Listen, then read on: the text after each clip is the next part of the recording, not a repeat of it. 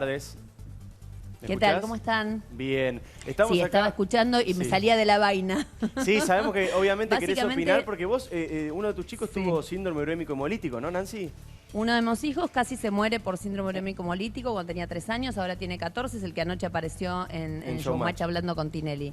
Yo quiero decir una sola cosa, la Argentina es endémica en síndrome urémico hemolítico y nosotros comemos carne que tiene obviamente la bacteria y exportamos carne limpia y la exportamos porque justamente la carne que exportamos está pasada por este tipo de rayos y matan los bichos. Entonces es una locura que el Código Alimentario Argentino no posibilite justamente utilizar este tipo de tecnología. Los que se niegan a hacer este tipo de cuestiones tienen que ver básicamente con el mercado de negro de la carne en la Argentina. Si la carne, en vez de salir sin faenar, saliera absolutamente en envases plásticos desde los frigoríficos, podríamos tener un vector, digamos, desde el mismo lugar que sale hasta que se consume. Yo estoy harta de ver en la propia ciudad de Buenos Aires las medias reses bajando y chorreando sangre en cualquier calle de la ciudad de Buenos Aires, en las carnicerías de barrio. Bueno, de hecho, acá está Samid, perdón, acá está Samid, que me imagino que tengo para responder. Es otro tema, ese es otro tema. Ella habla de modernizar ese sistema, que en los frigoríficos salga todo en base. Es otro tema que no tiene nada que ver con la radiación, lo que está diciendo ella. Es otro tema. Ella está hablando que en los frigoríficos salga todo en caja. Este es un tema. Bueno, no pero acá Nancy lo que plantea es algo grave y es acá los problemas con el síndrome urémico hemolítico, con un montón de chicos. Te voy a sumar más, te voy a sumar más. Está bien, pero esto no está planteado que esto es para solucionar ese tema, que es un tema que para solucionar esta enfermedad. Sí,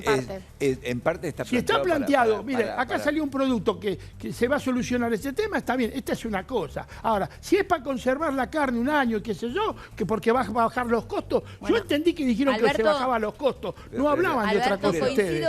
No hablaron, ustedes hablaron de bajar los costos. A ver qué dice Nancy, quiero escuchar a Nancy en el móvil y vamos como no es obligatorio que la compre. A ver, lamentablemente parece que este fuera un gobierno...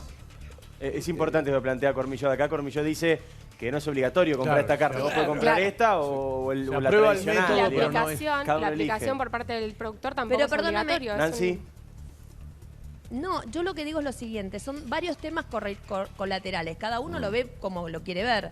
Yo básicamente cuando leí hoy el artículo de lo que estaban planteando, en lo único que me saltó a mí es que se mueran menos chicos, y no solo que se mueran menos chicos, el doctor lo puede confirmar. En la Argentina, la mitad de los trasplantes renales infantiles son por chicos que han sufrido síndrome urémico hemolítico. Nos salen carísimo, además de que se mueren los chicos, que quedan muchos de ellos mal de la cabeza, además de los riñones. Es un mal endémico e insisto, Argentina exporta carne y la carne que exporta la Argentina no tiene la bacteria Escherichia coli. ¿Por qué no la tiene? Porque la pasan por este tipo de rayos. ¿Nos contás, Nancy, cómo fue lo de tu hijo? Nos comemos... Porque seguramente hay gente que no lo vio o que no se acuerda.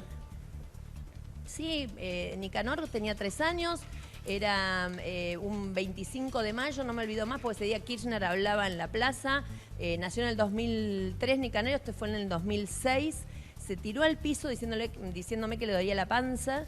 Lo llevamos al médico, la verdad que no le encontraban nada. Cuando volvimos a casa volvió a tirarse al piso, me decía mamá que me saquen la panza. Acordémonos que el SU que tuvo Nicanor es distinto al que tienen habitualmente, que empiezan con una diarrea y una diarrea sanguinolienta. En realidad en él empezó con lo que se llama una invaginación intestinal, el intestino se mete, digamos, un pedazo hacia otro y se tapona el intestino. Así empezó Nicanor, estuvo primero lo operaron de esto, digamos, y a los 4 o 5 días desató obviamente lo que es el síndrome urémico hemolítico, que es básicamente una bacteria que le penetra al chiquito por la boca y que primero le destruye el intestino, después le destruye los glóbulos rojos de la sangre, se le penetra también en los vasos capilares de los riñones y es como una especie de bomba atómica esos riñones que dejan de funcionar. Nicanor estuvo 26 días en terapia intensiva con anuria, es decir, no hacía pis. Y la verdad que fue casi un milagro que de un día para el otro sus riñoncitos empezaron a funcionar y más milagro aún que el día de hoy tiene un 90% de función renal. Igualmente, siempre latente, siempre con riñones absolutamente cuidados, con análisis cada 6 meses y con una dieta absolutamente estricta. Y hay chiquitos, Nancy, obviamente, que mueren por esta situación, que no logran superarlo como Nicanor. Sí, obviamente, hay muchos chicos que mueren, muchos chicos que terminan en trasplantes, muchos chicos que terminan lamentablemente, porque el doctor lo va a poder explicar mucho mejor que yo, hay veces que no se detecta de entrada, entonces lamentablemente como son chicos que ingresan deshidratados al servicio, digamos, a los servicios de los hospitales, a veces ese chiquito que ya no tiene capacidad de contención, de filtración, digamos, les ponen, por ejemplo, un suero y les estalla la cabeza. Hay chiquitos que han quedado con electroencefalogramas planos por mala práctica. Claramente no se detecta fácil tampoco el SU. Doctor, ¿algo para agregar? Es así, no, es lo que ha descrito ella, lo ha descrito perfectamente, ¿no? El síndrome urémico hemolítico es epidémico en nuestro país, no es epidémico como una cosa como es la diabetes o la hipertensión, pero es realmente un problema que preocupa. Creo que somos el país que más síndrome urémico hemolítico tiene. ¿Pero eso pasa por la carne mal cocida, por una verdura mal lavada o también, por ejemplo, por la falta de lavado de manos? Las tres cosas. No, es un poco de todo. Permitime, viste que recién te decía que quería sumarte algo. Una vez hizo, no hace muchos años, un estudio en las manos de quienes manipulaban las carnes y se encontró Escherichia coli en todos. O sea, en todos los que estaban manipulando en un grupo cerrado de personas de un frigorífico se encontró Escherichia coli en sus manos. Pero eso también tenés una fiambrería de un supermercado del que no usa guantes, pasa lo mismo. Y con, el 30%... Sí, Nancy, sí.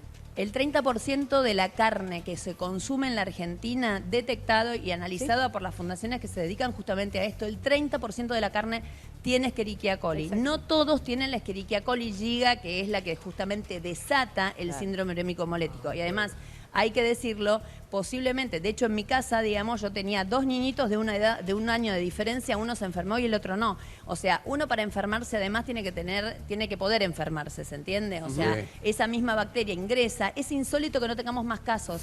De cada 100 casos en el mundo, 51 son en la Argentina, señores. Realmente se mueren los chicos. Y no solo eso, quedan enfermos renales, muchísimos. ¿Y qué medida acá, podemos Nancy, tomar? Vos no lo ves, pero Alberto se quenó con la cabeza. Alberto Samín no está de acuerdo con esto. No, hablar de un 30%, yo no sé de dónde saca esas estadísticas. Un 30% tendríamos una epidemia, muerte todos los días de centenares de chicos. Una locura. Yo los casos se manipula bien la carne. Yo los casos que recuerdo que tuvieron este problema fueron todos casos en estas comidas rápidas, en estos negocios americanos, por mal cocinado. Ahora le han dado orden que en el medio hay que cocinarlo bien y a partir de ese momento no pasó nunca más. Lo cocinaban un poco, en el medio quedaba crudo. Y bueno, estos fueron los casos que solamente hay. Después no conozco otro caso. Y trato de estar informado permanentemente. Todo lo que es el rubro mío, trato de estar informado. Los casos que yo recuerdo, por supuesto, el doctor con más conocimiento mío puede decir que cómo es la cosa, puede ser que esté equivocado. Pero los únicos casos que yo conozco, como el de Nancy, son que han comido en estas casas de comida rápida. No habían, perdóname, ¿Cómo fue, Nancy, mis hijos no iban a casas. Justamente lo insólito de mi caso, y por eso se hizo también público, fue porque en realidad mis hijos no habían entrado nunca a una casa de comidas rápidas. O sea, y lo insólito era eso, yo los cuidaba justamente, entre otras cosas, obviamente, de darles de comer bien, sano, comían muchísima verdura, igual se enfermó mi hijo. Entonces, el gran problema en la Argentina, te cuento, en Salta, por ejemplo, hay muchísimos casos porque está contaminada el agua. En muchos casos. Pero hay que recordar que la Escherichia coli nace y se reproduce en el intestino de la vaca. ¿Qué sucede, por ejemplo, en quintas del Gran Buenos Aires, en donde, por ejemplo, no sé, en Pilar, por ejemplo, hay un montón de quintas donde hacen frutillas? Esas frutillas muchas veces es abonada con aguas servidas, se le dicen, ¿no? Servidas. Entonces digo, básicamente cuando vos la frutilla no la vas a cocinar bien para hacer a un chico, vas a hacer un licuado. Hubo un caso hace un par de años de chiquitas que venían de Mar del Plata, 2 hermanitas, tomaron licuado en la ruta y terminaron con síndrome urémico hemolítico las 2. La frutilla estaba. Entonces digo, el tema es endémico, es en Argentina y no tiene que ver nada más que con la carne. Pero insisto, si la carne faenada en los frigoríficos se sacara en otras condiciones o le pasaran los rayitos que le pasan a la carne que exportan, no estaríamos ingiriendo justamente esta posibilidad de tener esa bacteria. Doctor, ¿vos querías agregar algo? No, yo lo que quería decir que yo estoy bastante lejos de defender a McDonald's o Burger King. Básicamente, dedicas a todo lo contrario. Pero si yo tuviera que elegir entre comer una hamburguesa preparada por cualquiera y una hamburguesa preparada por ellos, yo la como preparada por ellos, porque te va a engordar, pero tienen procedimientos muy seguros. La mayoría de la gente se contamina con verdura en la casa o es posible la contaminación. La gente no tiene buenas prácticas de cocina en la casa. Y ahora, doctor, ¿Y cómo se mezcla lo crudo con lo cocido, mezcla los trapos y no se lava las manos? ¿Cómo se minimizan esos riesgos? Las variables controlables, que es cómo yo manipulo mis alimentos. Digo, ¿cómo puedo evitar riesgo cero desde mí? ¿Qué consejos prácticos? Primero, no comiendo nunca un huevo crudo.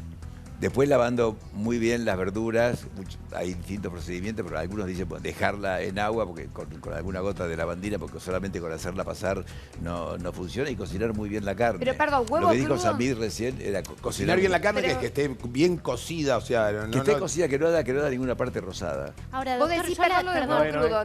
no, la duda que tengo, digo, este proceso dicen mata las bacterias. Ahora pregunto del total desconocimiento, no soy química, no tengo idea, ¿no? Pero digo, ¿no hay bacterias buenas para el organismo? Porque digo, si hemos comido toda la vida carne No, de esa, esta manera... no. Esa. Dale. No, con respecto a eso tiene que ver con el alimento, no las bacterias que tenemos en nuestro No, digo, lo sistema que inmunológico. se mata por la radiación. Es todo lo malo que tiene, o sea, todas las bacterias malas. Digo, no es que está matando también a lo mejor alguna bacteria que cumple alguna función al Roquefort no se lo podés poner porque se acabó el dentro del Roquefort. organismo. No, de hecho la categoría de quesos no está incluido dentro de estas 8 clases. Lógico. Hay productos que tienen sus particularidades. Pero las bacterias que necesita el organismo, ya las tiene el organismo o se producen de otro lado. O sea, no pero se ingieren de la en carne. ningún alimento. De todos modos, creo que estamos cerrando el segmento, pues quería una frase agregar. Que, todavía no tenemos tiempo. Hay una cosa que dijo Ford. Si a mí, yo le hubiera preguntado a la gente qué quería, me hubiera dicho a la gente que quería caballos más rápidos. Pero nunca hubiera dicho que quería un auto, ¿no? Y él agarró el auto y cuando primero dijeron que era una locura. Es un gran concepto ese. Recién escuchábamos a Nancy, yo la escuchaba a Nancy, cómo sabés, cómo te metes con el tema, sabés los porcentajes, los chicos. Y me di cuenta que en realidad todo este conocimiento que vos tenés, que ahora lo contás como periodista, en realidad lo tuviste que vivir como mamá. Empezaste a meterte en el tema, a investigar, a descubrir, porque no me imagino una situación más difícil. ¿Cómo fue aquel momento? ¿Cómo fue que te enteraste cuál era el diagnóstico? ¿Tuviste miedo al principio? ¿Cómo fue el proceso tuyo al lado de Nicanor para atravesar toda esta enfermedad que contabas que era tan dolorosa en ese momento? Fue durísimo además. Vos no te olvides que, digamos, un chico se te puede enfermar de un montón de cosas, pero cuando se enferma porque en realidad ingirió algo que estaba en mal estado, vos te sentís básicamente culpable. Claro. Entonces, además de la enfermedad del chico, tenés una culpa encima, y ni te digo lo que es la salubridad de esa familia, porque todos se sienten culpables. Mamá, papá, quien lo está cuidando, ¿entendés? Entonces, la verdad que fue durísimo desde todo punto de vista. Obviamente que mucho más duro fue para él.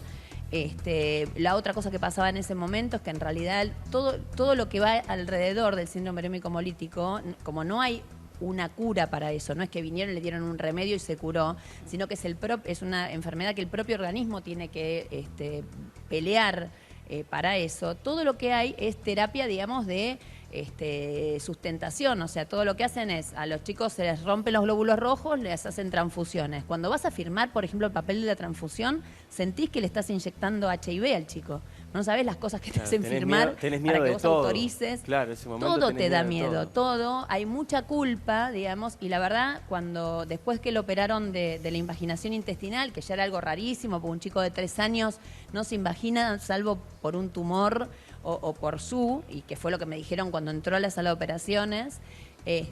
Nicanor en una semana entró 3 veces. Síndrome urémico hemolítico, eso es Síndrome urémico hemolítico, exactamente, así se le dice al SU.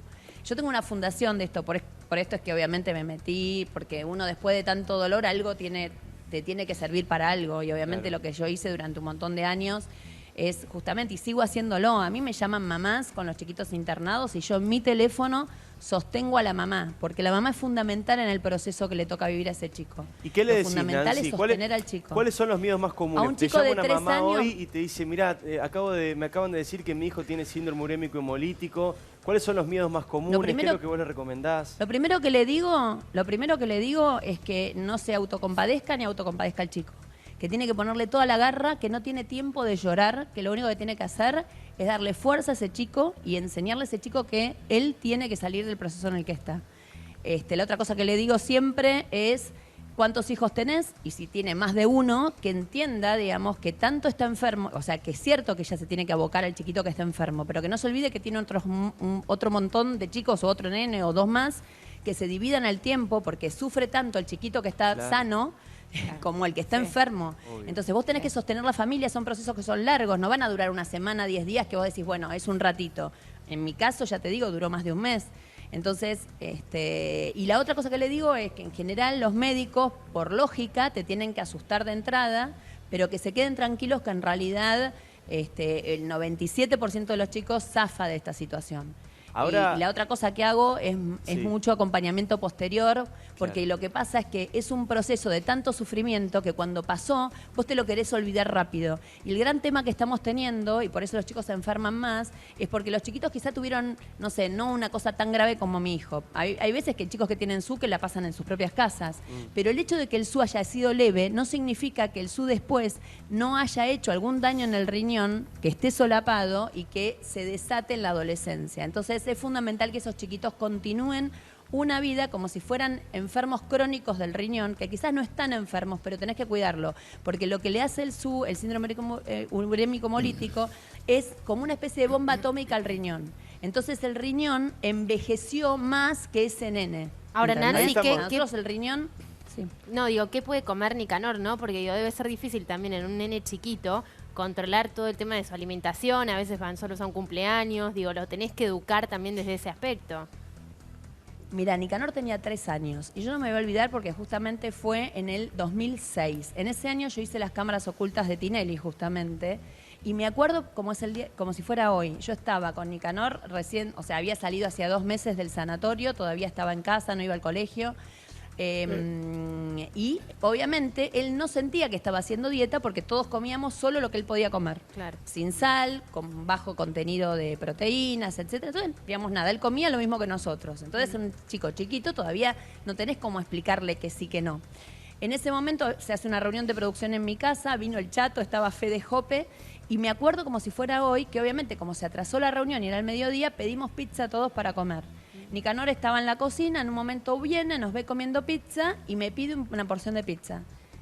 Y yo me acuerdo, como hoy, que yo le tenía que decir, esto no puedes comer. Entonces, imagínate un nenito mini de 3 años, lo miré y le dije, mira, Niki, vos esto no podés comerlo. Ahora vamos a hacer una cosa, yo te voy a dar la pizza, pero si vos comes esta pizza, posiblemente tengamos que volver al sanatorio. Y vos la pasaste, yo la pasé re mal cuando vos estabas internado, pero peor la pasaste vos.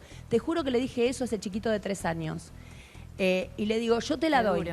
Y nos quedamos, le di la porción de pizza, él se fue con su porción de pizza, yo me moría por dentro, pero seguí trabajando, seguí haciendo la reunión, todos me miraban azorados.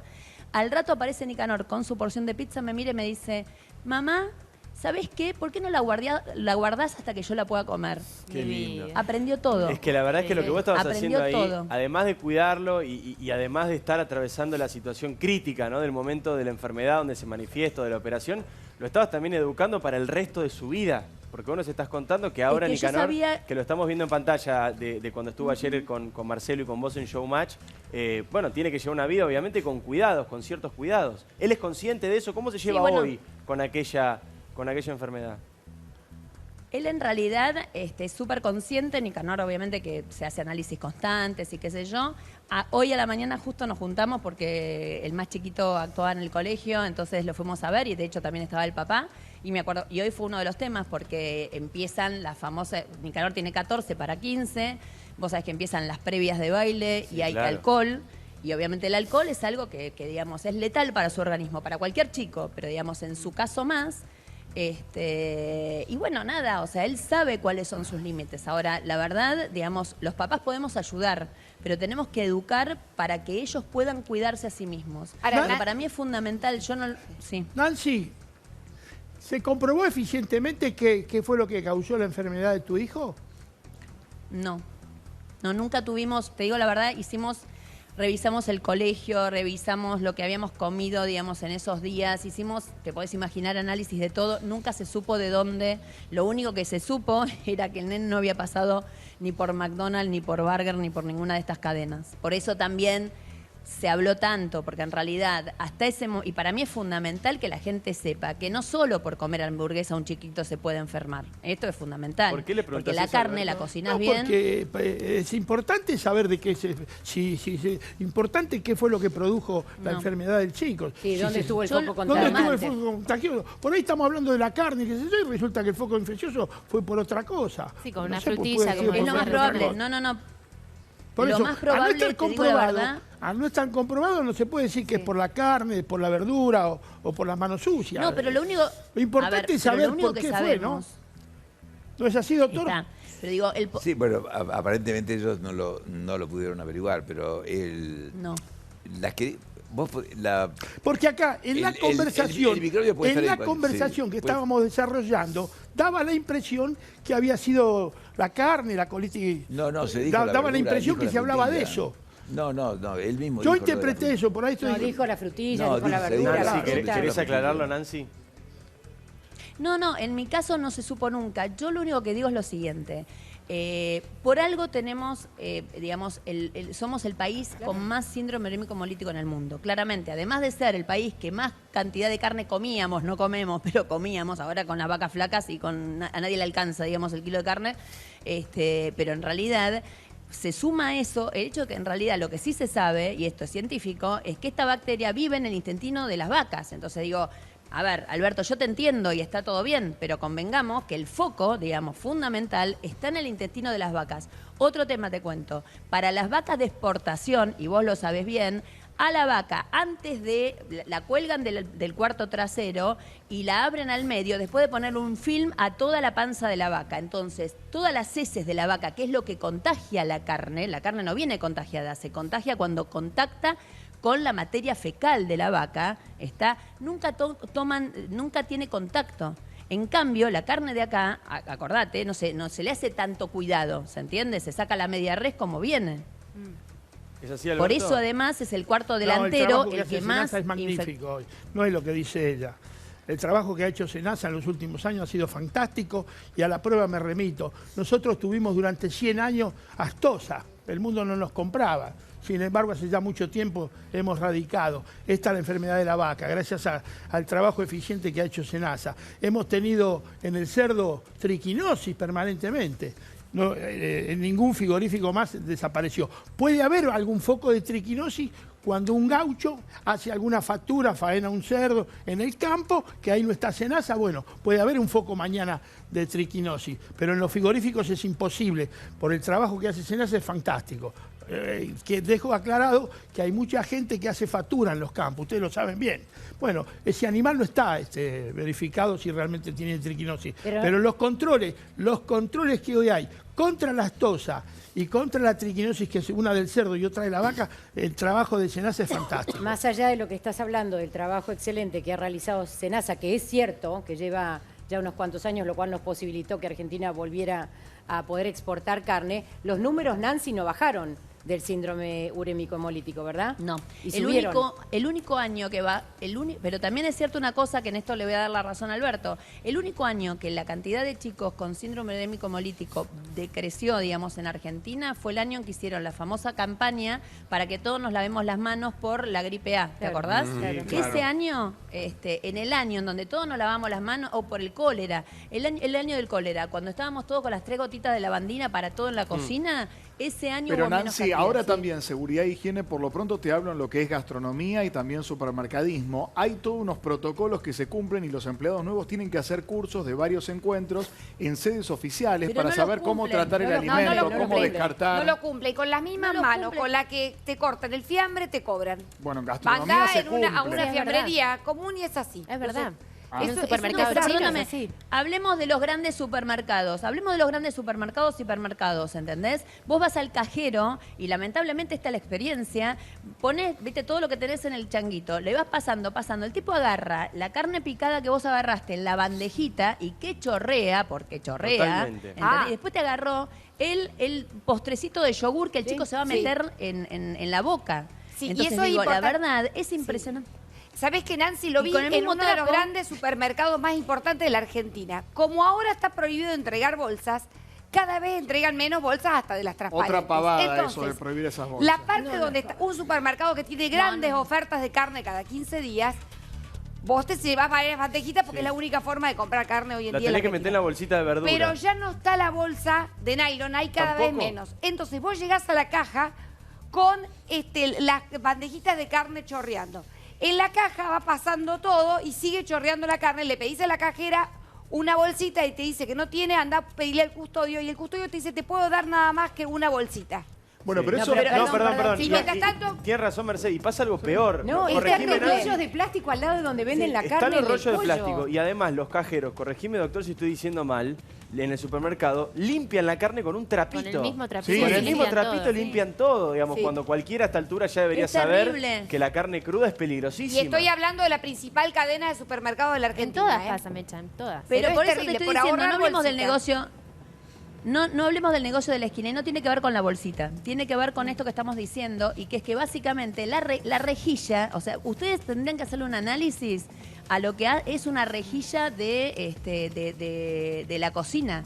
La cantidad, o sea, estamos volviéndonos locos, digamos, por lo que comemos. No sé lo que tienen esas rejillas, son terribles.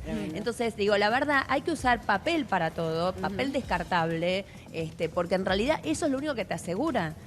Porque realmente esa rejilla queda con el jugo, ¿me entendés? Y le siguen pasando y le siguen pasando. No, es terrible. Yo al principio quiero contar que durante los primeros 2-3 años de lo que le pasó a Toño, a Nicanor, yo te juro parecía una loca. O sea, estaba todo el tiempo aterrada. Me acuerdo que íbamos a una parrilla a comer. Claro, íbamos a una parrilla a comer y yo veía pasar chorizos o carne, digamos, no demasiado cocida, a una mesa donde había chicos y me levantaba a hablar con el mozo. Estaba totalmente pirada. Pero era el shock también, Nancy. Te queda el trauma, sí. lógico. Te queda el trauma y no sabés lo que eran las discusiones familiares para que los abuelos no le quisieran dar a los chicos carne, viste cómo se usa, son varones, deja que coman la carne, porque es así. Pero la porque carne encima bien la cocida hay que cultura reiterar porque dominante. si no vamos a plantar fobias desde un medio de comunicación. Digo, la carne bien cocida sigue siendo sana y proteica, doctor. Totalmente. Y Está te bien digo cocida. más, Sí. si vos podés comerte un Totalmente. churrasco bien cocido, ¿me entendés?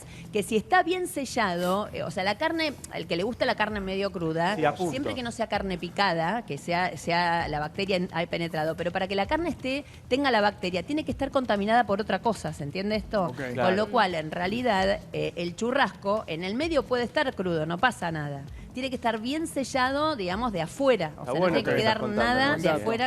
El Porque tema, muchas veces se La confunde superficie. la buena cocción, claro, con el Claro. suela, con el seco, y hay mucha Claro. gente que no le gusta. Doctor, Lo ¿qué que sí cuidados tiene podemos que tener? ser suela. Sí, decí, Nancy. No, lo que sí tiene que ser suela son las hamburguesas. Y ojo con las cadenas rápidas, con las ahora hamburguesas gruesas. Hay que ir a la finita, a la más finita de todas. Para que esté mejor cocida. ¿Qué cuidados Exacto. podemos tener, doctor? Por ejemplo, como contábamos recién, va a Mercedes al supermercado, le pasan el trapo, le dan una sola bolsa, está todo chorreado, el yogur, el pescado, el pollo, la carne. Llegás a tu casa y ¿qué cuidados podés tener para evitar enfermarte? Pero primero poner un buen orden en la heladera, saber qué es lo que va arriba, qué es lo que va abajo, tener trapos para limpiar las manos, trapos para limpiar la mesada, tener los dos tipos de tablas, una para lo crudo, otra para lo cocido, Los cuchillos. y aplicar las buenas prácticas de limpieza de todo. Por ejemplo, hay una cosa que la gente suele hacer que es lavar el pollo. El pollo no se debe lavar porque cuando se lava salpica bichos para todos lados y el pollo no se debe lavar. Y es una cosa que generalmente se hace. Incluso ordenar la heladera, ¿no? También es un buen ejemplo, un buen consejo. Sí. Tener la heladera como también ordenada y no mezclar las cosas. Y sí, por ejemplo, la carne no puede ir arriba de todo porque chorrea.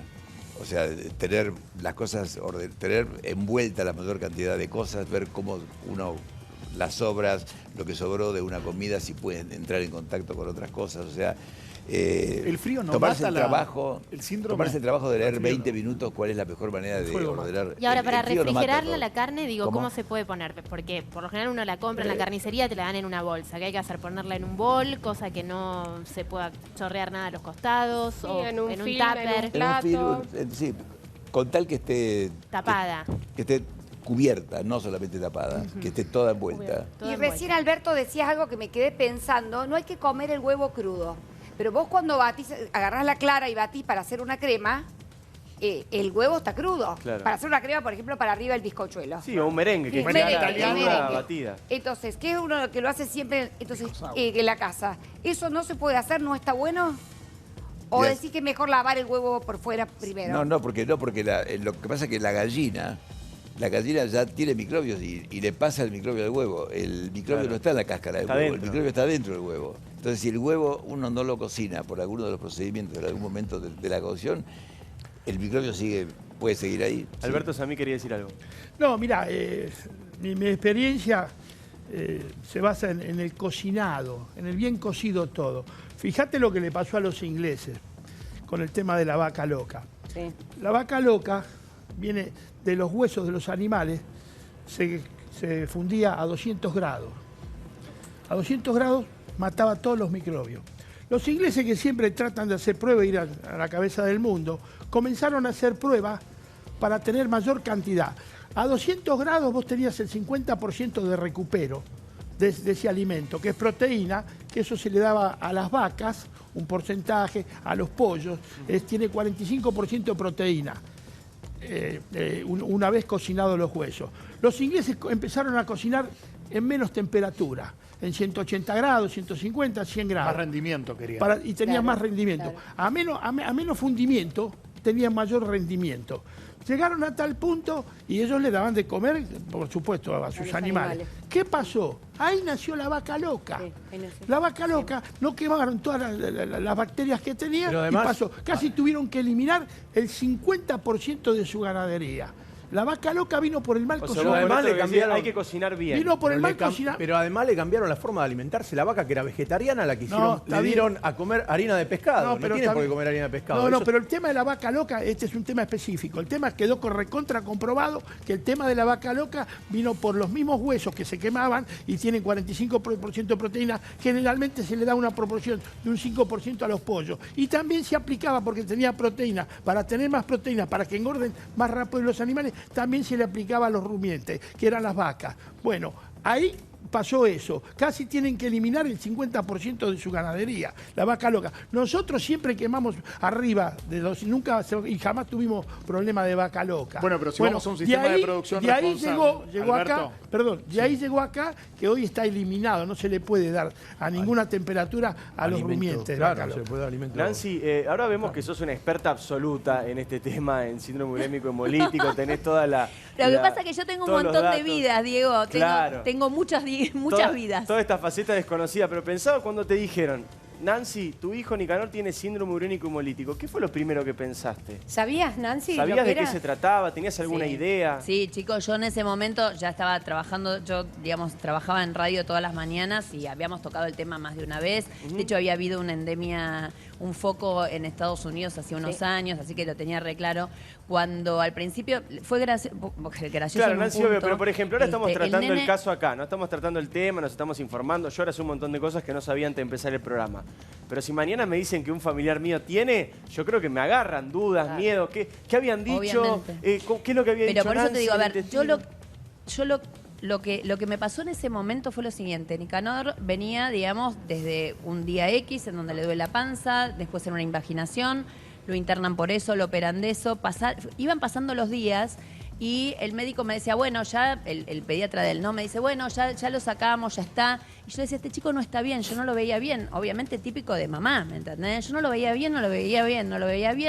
El día lunes, pasó todo el fin de semana internado. El lunes vienen con los controles de laboratorio, que le habían sacado sangre a la mañana, y viene ya el jefe del servicio de terapia intensiva, porque el nene estaba en una sala común, a decirme que tenía Cuando me dijeron, yo estaba con una amiga, yo los escuché y le dije, necesito un minuto. Le pedí a mi amiga que se quede con el nene, llamé obviamente a Diego, que en ese momento creo que era legislador porteño. Le dije, por favor, vení ya para acá. Y la verdad lo que yo sentí fue que el nene se moría. Te lo puedo asegurar. Claro. A tal punto que lo tuve que dejar con el papá. Me fui a mi psicoanalista y hasta que no me convencí que iba a volver a ese sanatorio a lucharla, no volví a verlo. Porque te juro que, no sé, yo sentí que se moría. ¿Y cuánto tiempo pasó? ¿Cuánto tiempo fue eso, Nancy? ¿Cuánto tardaste en convencerte? Un día. Tuviste un día entero sin poder ir a ver a tu hijo por el miedo. no quería que él me viera a mí con esa sensación. Un chico de 3 años todavía tiene una conexión con la mamá muy fuerte, te lee sin que vos hables, ¿me entendés? Entonces, por eso para mí es tan importante charlar y darle máquina a las mamás cuando me llaman. Y siempre le digo a la familia, ¿quién sos? ¿Sos la tía? No, quiero hablar con la mamá o el papá, ¿no? Porque en realidad hay todavía mucha conexión. Los chiquititos son chiquititos, en general esto le pasa a chiquitos ahora cada vez más grandes, pero digamos... Y nada, después volví, dije, la vamos a luchar y la luchamos de miles de maneras. Por ejemplo, me acuerdo que le daban transfusiones de sangre, entonces como él ya no tenía casi ganas de comer, yo le decía, Niki, ¿viste que vos tenés ese botoncito? Bueno, te vamos a pasar jugo de frutilla por el botoncito para que tengas más ganas de volver a casa. Todo era camuflado, porque además los servicios de internación pediátricos son divinos, pero no hay psicólogos, ¿entendés? Entonces... Vienen con la transfusión, viene y te dice, bueno, le vamos a pasar tanto de sangre, ¿viste? Claro, y es todo, digamos, yo agarraba a todo el mundo y le decía, paren un minutito, no quería hablar nada delante de él, ¿entendés? No, fue durísimo, chicos. Y Diego, como padre, estaban las cámaras de televisión ¿cómo lo transitó Diego Santilli también como padre, ¿no? Porque también el rol del padre en esas situaciones, vos lo contabas con un chico tan chiquito, con tanta conexión con la madre. Imagino que también el rol que ocupa es difícil encontrarlo, hablar con vos. No. Él fue un momento muy fuerte para todos. Nosotros teníamos otro nene, o sea, Nicanor estaba internado con 3 años y Teo estaba en casa con 4. Entonces yo una de las cosas que dije fue, no puede estar uno en Disney y el otro en el peor de los infiernos. Claro. Entonces lo hice de alguna u otra manera a Teo participar de lo que estaba pasando. Y de ahí le quedó medio el odio a los periodistas. Me acuerdo que entrábamos al sanatorio y él pateaba las cámaras. Y obviamente, digamos, había algunos procedimientos que había que hacerle a Toño, a Nicanor, que eran muy cruentos. Todo era muy cruento. Lo que es la manera, que ahí lo puede explicar mucho mejor el doctor. Y bueno, a los chicos hay que hacerles, no se les puede hacer diálisis por vena. Se le hace una diálisis muy especial que dura horas. Primero los operan, les ponen una cánula a la altura, digamos, del intestino y se utiliza, digamos, como filtro la cobertura, digamos, de los intestinos. No sé si está el doctor ahí, lo puede explicar mejor, pero en realidad se hace por ósmosis la filtración de la sangre. Si no, los chicos se autointoxican porque no tienen riñones que les funcionen. Claro. Entonces hay que dializarlos, pero no se hace por vena, no se hace por sangre. Entonces el procedimiento dura, se le infla la panza así y después se le va dejando salir para que salga obviamente con las toxinas del organismo. Ese procedimiento dura entre 6 y 8 horas y a veces más. Entonces ese procedimiento, por ejemplo, lo hacían de día. Yo hice un escándalo en el sanatorio y dije, no, háganlo de noche, cuando el chico por lo menos está durmiendo. Si no está toda la noche durmiendo como puede y después cuando de día puede estar un poco mejor, están con él acostado porque tienen que hacer esto, ¿no? ¿Y vos estabas ahí con él durante ese proceso? ¿Vos podías verlo, estar con él, acompañarlo o era un proceso que tenía que hacer solo? Sí. No, podíamos estar con él y en realidad la otra cosa que pasaba, que fue fuertísimo, fue que bueno, nosotros nos dividíamos, a la noche la pasaba con el papá. Entonces estaba Diego todas las noches, nosotros nos habíamos buscado un solo momento en el día para estar los dos solos y que era la cena. Comíamos frente al sanatorio, en ese momento Nicanor se quedaba, lo confundo todo el tiempo porque Toño es el más chiquito y en ese momento Nicanor era el más chiquito. Claro. Entonces Nicanor se quedaba un rato con mi mamá, que era el único momento del día que no estaba ni con mamá ni con papá. Nosotros nos sentábamos a cenar todas las noches, a charlar, y después él se quedaba con Nicanor y yo volví a casa a dormir con Teo, con el más grande. Lo cambiaba para el colegio, lo mandaba al colegio y yo me iba a la radio. Yo en ese momento estaba en una FM a la mañana y yo seguía haciendo radio, como Diego siguió haciendo su trabajo, obviamente, porque nos organizamos, porque sabíamos que iba a ser un proceso largo y menos mal que nos organizamos, porque fue todo un mes. Entonces yo hacía radio, volvía de la radio, me quedaba con Nicanor todo el día. Yo no recibía visitas, las recibía Diego, o sea, yo no quería ver a nadie, realmente a nadie. Diego súper bancó y de hecho un día antes, y esto me lo enteré no hace demasiado tiempo, un día antes de que Nicanor finalmente empezara a hacer pis de nuevo, que era fue el pis más elogiado del mundo, más o menos. ¿Cuántos días había estado Nancy sin Claro, poder fue una gloria. Pis? Yo quería que me mojara toda.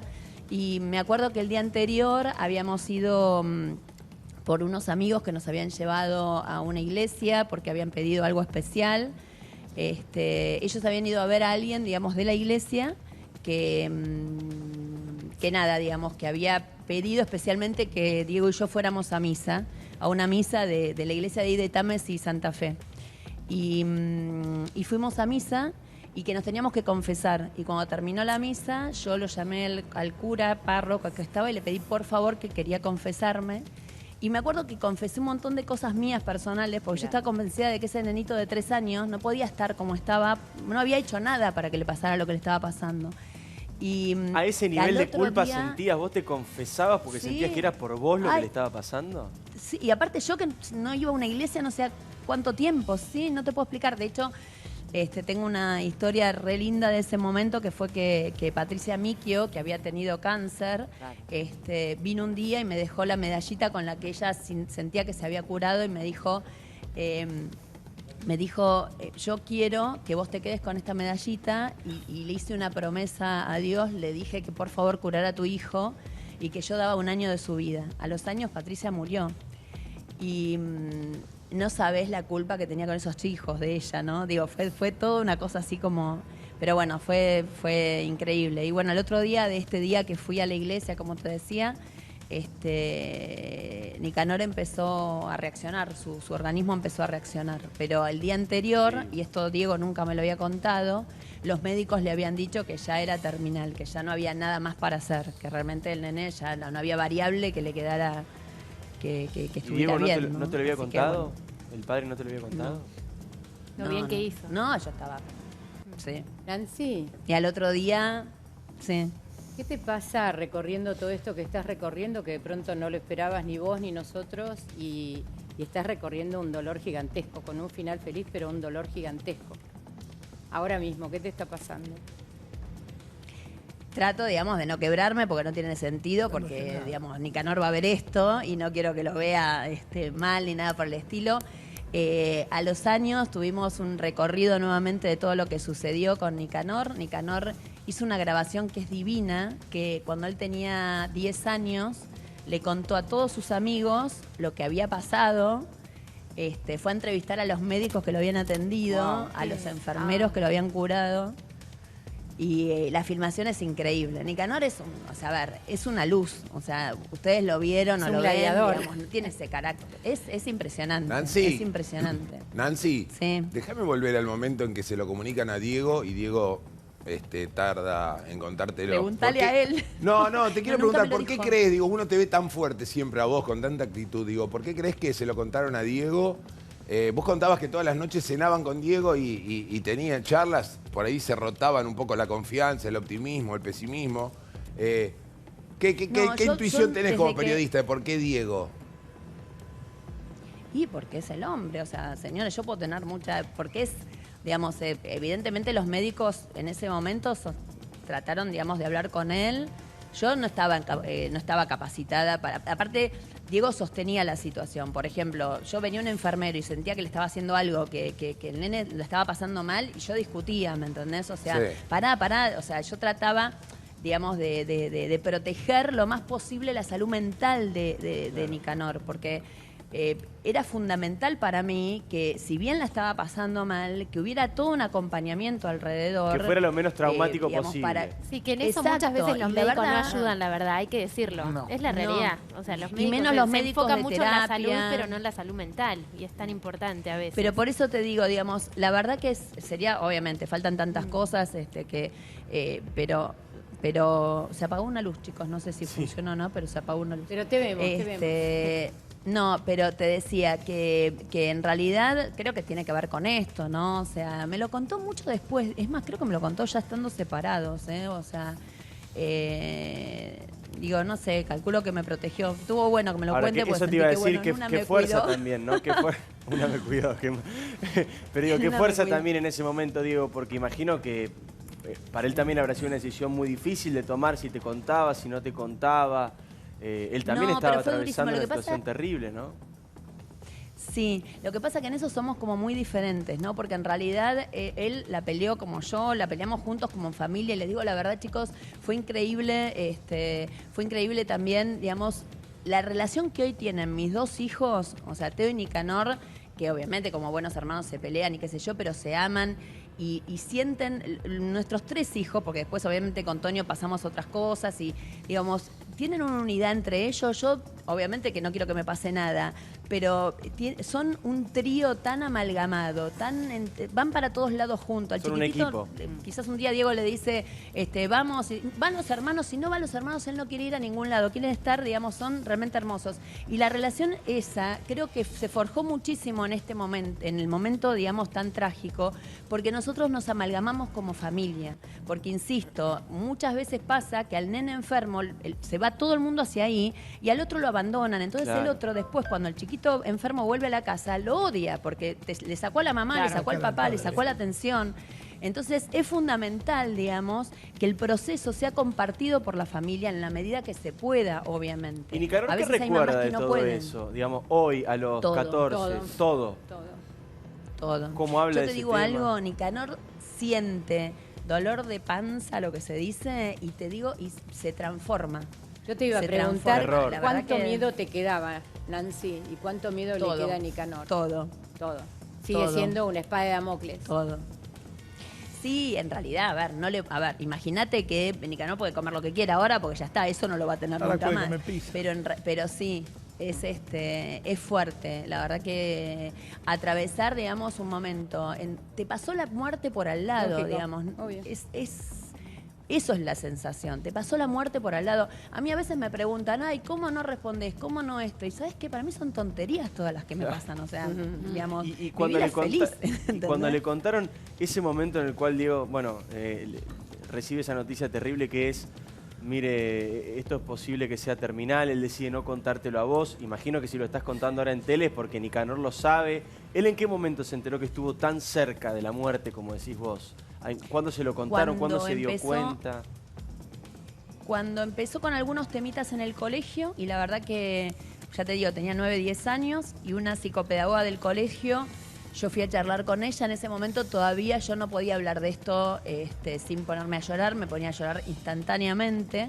Trabajé mucho para poder transmitir sin, digamos, que me atraviese el dolor de esa manera, como para quebrarme a cada rato. Y bueno, yo le dije que Nicanor tenía como muchos miedos, entonces trabajamos con esta psicopedagoga para que de alguna manera él pudiera sacar lo que le estaba pasando. Y lo que le estaba pasando, y por eso quiso como hacer algo, fue que se había enterado por una nota de televisión que me habían hecho en un noticiero, que una persona había hecho algo lo de Patricia Micchio. O sea, él se entera de esto por una nota en televisión, que no lo sabía, ¿viste? O sea, yo le había contado generalidades y tampoco es que vos estás todo el tiempo hablando del dolor, ¿me entendés? Obvio. Y él se enteró por ahí y como que se sentía también él como responsable y quería hacer algo para que a nadie más le pasara lo que le pasó a él. Y eso fue lo que grabó para sus compañeritos del cole. Hizo una especie de clase magistral con toda la primaria y les contó. Nancy, nos estás dando otra clase, creo yo, vos a nosotros. Primero porque ayer a la noche vimos a 3 hombres bien armados, con herramientas psicológicas. Creo que vos y Diego, más allá de sus discrepancias, son grandes padres. Y lo que estás contando es que además de la clínica, y coincido con Noelia, donde muchos médicos son brutales a la hora de dar un diagnóstico, a la hora de referirse a los seres más queridos de 2 personas, como pueden ser los hijos, que tu ayuda de contención a la hora de hacer los tratamientos, la forma de hacer los tratamientos y también la fe de la mano de una persona que conocí que era estupenda como Patricia Micchio, arman un esquema donde la salud fue posible con un diagnóstico de los peores en la vida de tu hijo. Nos das una clase desde ese otro lugar. Sí, qué sé yo, la verdad que yo creo que lo mejor que hice en la vida es ser madre. Lo último que pensaba, porque la verdad que me preguntaban a los 25 años y decía yo no nací para ser madre, pero de lo que más orgullosa me siento es de esa interrelación que tengo con ellos cotidiana. Y ahí la producción lo sabe. Yo, digamos, estoy mirando el reloj porque sé que 4:30 quiero estar en mi casa porque ellos vuelven. Y hoy les prometí ir a un saltarín que vamos a ir en familia todos. Para mí los chicos son centrales en mi vida. Yo, digamos, creo que hay un antes y un después, de más está decir, como para todo el mundo. Pero en mi caso, digamos, creo que nada, que la verdad, y me hubiera gustado tener más chicos también. Pero nada, me parece que uno tiene que atravesar todos estos momentos. Y yo insisto en que los momentos de dolor de algo tienen que servir. Te tienen que servir a vos y le tienen que servir también, en nuestro caso, porque digo, yo expuse este tema como lo expongo, porque me parece que en realidad alguien nos puede escuchar y le puede servir.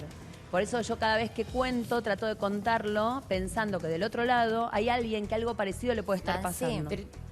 Y le molesta a Nicanor que lo cuentes porque, digo, sos tan detallista, tan minuciosa a la hora de contarlo, que digo, y él en la edad que tiene, digo, no se siente expuesto, le gusta, porque ve que podés ayudar a alguien con tu relato. Digo, ¿lo hablaste con él? ¿Le pediste permiso de alguna manera para contar todo lo que le pasó o les pasó? Mira, la verdad que eso es una decisión de los grandes. O sea, cuando yo lo cuento y lo cuento de esta manera, si él viene mañana o pasado y me dice, mira, mamá, esto a mí no me gusta, yo obviamente lo escucho, pero en casa somos muy respetuosos del rol del otro. Ellos son incapaces, por ejemplo, yo más de una vez le digo, ¿y a vos qué te parece? ¿Te parece mejor esto o esto otro? Y la verdad, digamos que ellos me dicen, mamá, es tu vida, lo que vos quieras. Mamá, por ejemplo, es tu cumple, ¿qué querés vos? ¿Les parece que vayamos a comer o comemos en casa? Lo que vos quieras, mamá. O sea, te digo la verdad, son unos seres humanos tanto mejores seres humanos que yo y que el padre, digamos, o sea, son divinos. De paso tiras el palito. Porque Tardito nunca. no era palito, que yo y que el papá, digamos, no, fuera de broma. Diego como papá ha sido un papá y sigue siéndolo. Digo, yo ayer le avisé a última hora que hoy el nene actuaba porque me había olvidado de avisarle, me dice suspendo lo que estoy haciendo y se fue, y para él son 60 kilómetros, porque nosotros vivimos en Pilar. Así que olvídate, yo jamás voy a decir algo que no, para nada. Pero son seres humanos que yo creo que están criados con mucho amor y por gente ya grande, ¿no? O sea, yo los tuve después de los 30 años a los 3 chicos y al último después de los 40. Y me parece que ya estaba como de vuelta a un montón de cosas y eso me permitió, digamos, yo había ya hecho una carrera, entonces cuando yo me despojé de mí misma para ser mamá, pude elegirlo. Yo siempre decía eso, digo, yo pude elegir durante unos años dedicarme a ellos de manera plena, cosa que ni mi mamá ni mi abuela habían podido hacer porque había que parar la olla.